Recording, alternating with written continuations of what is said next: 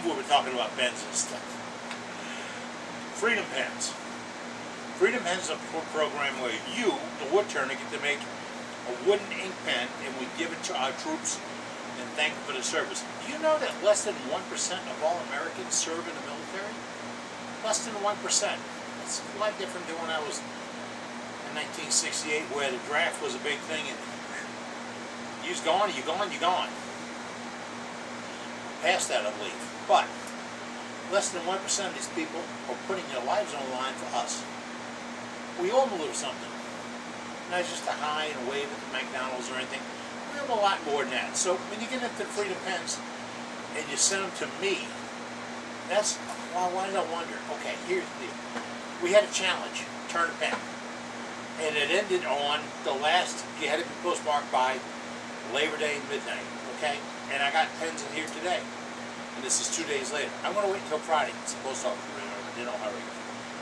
But if the postmark says Labor Day before midnight, then it's still in that challenge. But don't worry, I'm not going to throw them away, because I talked to Doug Rowe. We're extending this. Extending the program. I mean, it's like that guy on TV. You won't believe it. Well, you won't believe it. Doug says he'll keep this program going. So I'll tell you what, we're going to put some rules on it. I'm going to say we're going to do it for 90 days. And if you want to send me pins by December 1st, I will absolutely, positively get them to Doug so he can get them distributed by Christmas time. How's that? By Christmas. And then we'll go again for Easter. Then we'll go again for 4th of July. Then we'll go again for Labor Day. Hey, I got to deal with go again all the time. So if you turn a couple of pens for the troops, send them to me. Now, you say, what's in it for me? All right. I'm very proud that I went to SWAT last week and I did not mooch from a single vendor or supplier in a whole place. I didn't go around and say, look, I got this going on, I got that going on. Can I have one of your tools? Can I have some of your stuff? Can I have some wood? Nobody. One piece of wood came home with me, and that's a guy from Canada brought it to me and said, here you go. Real nice guy. I told you about him the other day. Really nice guy. Thought I had his card still out here. But I'm proud that I didn't do that. You don't see any advertisements. I don't have any tool company I'm married to. I don't have a chuck company I'm married to. I don't have a lathe company I'm married to. I told you I like one way. I do, but this is a bought item. This was purchased. It wasn't a gift. And the chuck, I bought that. So the shield that I tell you about from Amazon.com. Uvex bonding. I love this. Uvex didn't give me a shield. They charge me the same thing they charge you if I get them through Amazon. But what I'm pointing at is I don't have a lot of inventory to make prizes of. So I can't just say, well, we'll get some stuff together. Don't know if I'll do that. This time we had Ackley's Base and Polish, Rich Brand, Vince Welch, Ruth Niles. Some people put up things for me a long time ago. I'm okay with that. I'm wandering here and I don't have a script. And it's really bad to do. I don't think I need to pay you to do this. You know what? It's like art. Art's in the eye, turning's in the heart.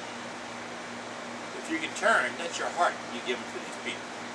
You've given them something you created. To personally thank them for what they're doing for you. And trust me, they're doing it for you. So if you care to get involved, I'll see what we come up with. I'll show you the best. I'll try not to show you the worst. But we'll show you the pictures. And if we come up with some prizes, we'll give the prizes out.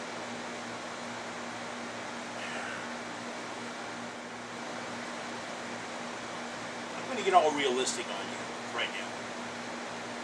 I went to SWAT last week. It was probably one of the best weeks of my entire life. A little bit of politics got in the way of doing something I wanted to do, but hey, I work with a shrink every week, and we had a program, and that program worked. She was very good, and it worked. We did the program. I had a terribly enjoyable time. Enjoyable like you won't believe. I mean, I had a ball. That's what this is all about. This is a healing process. I'm not doing this for money. If you buy from Big Guy Productions, www.eddiecastellan.com, I appreciate it. My wife does more because she owns that company. I receive nothing from it. I'm not sitting here begging people to give me shoes, hats, gloves, tools, lathes, motors, blowers, anything else. Nope, not going to do it. Why? It's not in here anymore. It's gone. I don't know what happened to it. But I'm very negative on the nasty, naughty Nellies that come and tell you everything wrong with the world and how things just aren't right. I don't want to hear about it. Things just aren't right. Hell, I miss $4 a gallon gasoline, but things just aren't right. But what I'm saying is, we do this because it makes us feel good. You can make those troops feel good too, okay? Get involved. Now, we talked a little bit about chucks earlier, and I've got a block on what I want to put in the chuck. And this is just, I want to wing and guess that it might be a maple, might not be. It's been between centers a couple of times. Yeah, offset. So I was trying to make something fancy out of it. But I want to put this in my chuck, right there. How big do I make that tendon on the back to fit in the chuck? I'm not joking. This was a major matter of contention the other night at dinner in Waco, Texas. Guys saying, well, you know, you go to the catalog and you get this and you get that, and you do this and you do that. Another guy said, you eyeball it and get it in. The guy that said eyeball it and get it in there is a guy, he does a TV, YouTube thing, and he just did one a couple of weeks ago where it didn't grab. But he's a little guy with little problems. But how do you make sure it's the right size? Well, I created this. And this is not in the catalog. Let me see if I can zoom in. That is a chunk of coriander. That's all it is. The dot is a rare earth magnet I inserted. It's got two measurements on it. This measurement on the top, right here, that is the size that the piece has to be grabbed by the chuck. You see, I don't have to take much off this because it was already chucked up. But that's the size I want to make that piece of a grab. Right? Can you get all that? You see how it fits? Boom, fits that. How did I get this size? I went over to the chuck and screwed the chuck down, almost closed, and then I put this up and measured it, and that's what I gauged it on. No books, no math, no science. Chuck. Coriander. Why do you use coriander? Because it doesn't move. Woo. Then this side is the minimum size here. This side is the minimum size of a detent it would fit in if you put it on to do a mortise hole, where you open up it into the back of the piece. Well, it's going to be larger than this piece. So that's how I did it. When I had it down to the right size, I flipped it over, marked the other one, then I took it to the bandsaw and I cut it out. This has got a date on it. I saw it just a minute ago. 1999. Yeah, that's a long time ago, isn't it? Wow, that's a whole century. Hit out of coriander, and I put in 2 rare earth magnets so that when I get done with it, I can stick it on the lathe. It doesn't go there, it sits over here. And that way it doesn't get dropped on the floor. Well, it drops on the floor. But it's there, and when I need it, it's the right size. If you make one, here I'm the lecturer. If you make one for your spigot jaws, make one for these jaws, make one for number 3 jaws, your number 4 jaws, all your jaws, because all of them, if as close as you can get to being circular, the better you will be. That thing doesn't run off center, but when you open it up, it starts to. So if I open this up another ½ an inch or so, these lobes will not all touch. And on the inside, I'll be bearing on different points. So instead of bearing here, here, here, and here, I'm bearing all around. That's what I want. I want that grip. I want to be able to squeeze it, hold it, and get a good grip on it. Same thing when I open up. If I open up and it's too big, sure I'm making contact in 4 points. Do I want that ball I'm working on for 3 days to be held by 4 little points? I don't. I did it one time because it wasn't that important. And I didn't think it was what, if it came off, it was firewood. I'm over that. Now let's just do it right one time, okay? I'm going to put this in and put a tendon on. I chucked it up, I put it between centers. Now I use my step center, STEB center with spring-loaded pin. That fits in my chuck, be held in chuck. So my chuck's here, it's ready. My piece is here, it's ready. I want my revolving center down here, and I'm looking pretty darn good, okay? Now I'm going to put a little step in there. I can't move you around right now. If Alfredo had shown up, it'd be different. But we're going to put a little step in it. I'm going to cut the step with a, let's see. That looks good. A little bead-end tool. Why? Because it's right there and it'll work. And it's got a fairly good sharp edge on it. Yeah, that'll work quite nicely.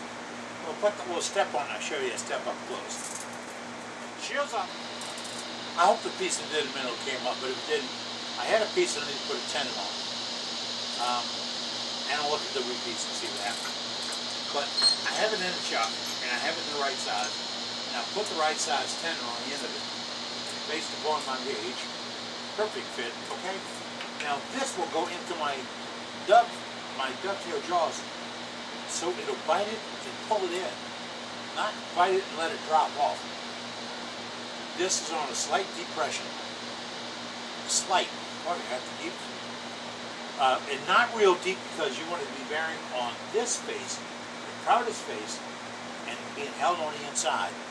You don't want it to touch the basic of the jaws. That's not where the strength is. Really, the strength is in what the jaws will do. Sometimes you give these tips and hints, and I can't adequately describe them to you. But if you come by and visit and think Alan's coming along, we can better describe it to you, because it's sometimes a picture works better than words. So let me get the shield off it. I'm not turning right now. And I'm not about that. Shield, button, all together, all right? I want to cut this wood with the tool. Now, if I go in with my parting tool and I go straight in, look at where I'm going to go straight in right here. That point is going straight across. Now, it's attacking wood differently than if it attacked it like this. That's what I said. Hook high, drop low. Just picking up my hand. That's a real critical move on this. Why? It's called the slicing cut. And when I get everything tuned back up again, we're going to talk about a bias cut. Don't get me lit up on a negative rate. Well, I'm going to light up. Okay. If you want to understand how it works, here it is, basics. Here's the piece of wood, and I want to cut it. If I take my pocket knife and I slice it, I get those little ribbons that come off. Well, this ain't a sharp knife at all. But it was in the box. Right? I get little ribbons coming off. If I chop into it, what do? I can get it off, but it's not going to come off nicely. It's going to be torn up. The wood's going to be damaged. I don't want to damage the wood. I want to remove it. So when you're doing cutting on something like this, with a parting tool or skew or anything else, think about this. This is plowing. You got it? That's plowing. That's cutting. Did you see me turn the handle? Whoop, whoop. Just made by Brick and Block Company. They don't want to go around now. I turn the handle with it. Why? Because I get a better cut. We'll talk about that more in a moment. But that's what I do. I change the degree of the cut. Really makes a difference. Well, the blade was really dull. I remember where I took it and dug into a concrete foundation to show how it was bad. But thanks, Bill. Appreciate the knife. Now I'll put a little better edge on it. It'll do a little better for pocket knives. When I was a kid, my dad made my brother and I both carry pocket knives. Why? Because he may need one. Why would he carry one if he's got two sons that carry one? So we learned how to carry a knife and sharpen a knife. That was a critical thing in our neighborhood. It really was. Dad turned to me and said, "Give me a knife." Did you really want to be on the other end of that? No. Because he only had kids for one reason. Keep him happy. All right. That's cruel, but it's, you know, he was a character. Now, we talk about slicing cuts and gouging cuts. I am going to do a video, and I'm going to get some assistance from management to help me show you the difference from plowing to slicing. It's really critical. I spent the other day with Mark Soleil. Mark is very good at this slicing wood. And we're talking about how when you take wood off, if you get it flying over your shoulder and across the room and into a bucket 5 feet away, I can do that all day long. But what am I doing to the piece I'm turning? This all looks pretty and fancy. What is it doing to the piece I'm turning? Am I gouging the wood off and throwing it off, or am I slicing it off? I'd rather be slicing, get a better deal. We're going to talk about that and do that. And since you fired me up a little bit on this, we're going to talk about negative rake scrapers. Yep, we're going to talk about it. Negative rake, no matter what. Negative rake, negative rake, negative rake. I get calls every day from people that say, you're going to get into making those negative rake carbide tips? And I got to tell them straight up every single day, nope, I'm not getting into the business. Why? My manufacturer says I got to pay for the dies and the loads and all that stuff, but I don't see the benefit. My scraper doesn't know it's not negative rake. Don't tell it. It's a secret. I turn it up on an angle a little bit. A bias cut. It's a new term. We're allowed to have new terms. It's a bias cut, and I get a better cut every time with the same blade. Because I don't tell the blade it's not negative rake. All you guys making a fortune on negative rake, I'm okay with that. I'm fine with that. But I'm telling you, wood turners, you don't need it. It'd be nice to have, but then, you know, I like to have roughing guides about that big around when I'm doing hats. I'm saying one pass around them all off. Ridiculous. Well, I got to get into that. I got some other things to talk about too. JT Tools taught me last week on how to hook my my gizmo hollower back up again. I got all the parts. I just didn't remember how they went together. And Bill over at JT Tools showed me the whole thing all over again, and how to do it, and the camera that watches it and all that. I might actually get back into doing some bowls and stuff. This might be just like wood turning. Never can tell what will happen. I'm Captain Eddie Castellan. I'm out here in the shop. Hey Doc, this is the shop. I'm making shavings. How about you?